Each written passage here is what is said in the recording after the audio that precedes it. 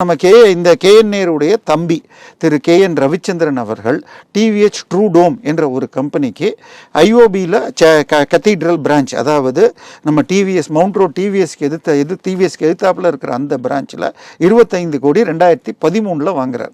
2013 கடன் வாங்கியவர் 2021 வரைக்கும் ஒழுங்காக கட்டி வராமல் 21 கோடி வட்டியோடு பாக்கி இருந்திருக்கு.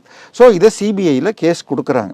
ஸோ சிபிஐ கேஸ் எஃப்ஐஆர் இருக்கிறதே என்று அவர் வீட்டுக்கும் அந்த டிவிஎச் குரூப்பில் அது எதுக்கு வாங்கினாங்கன்னு சொன்னால், நாங்கள் விண்ட்மில் போடுறோம், அதாவது காற்றாலை மின்சாரம் தயாரிப்பதற்காகன்னு போடுறாங்க.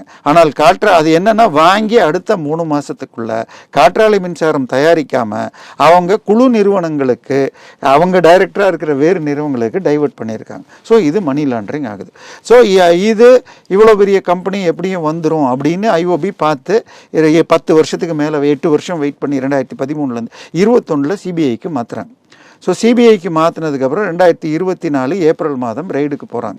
அப்படி ரெய்டுக்கு போனப்போ அவங்க வீட்டில் பிடிபட்ட வீடு அல்லது அலுவலகத்தில் பிடிபட்ட கம்ப்யூட்டர் மற்றும் மொபைல் பேக்கப் எடுத்ததில் இந்த ட்ரேஸ் கண்டுபிடிச்சிருக்காங்க.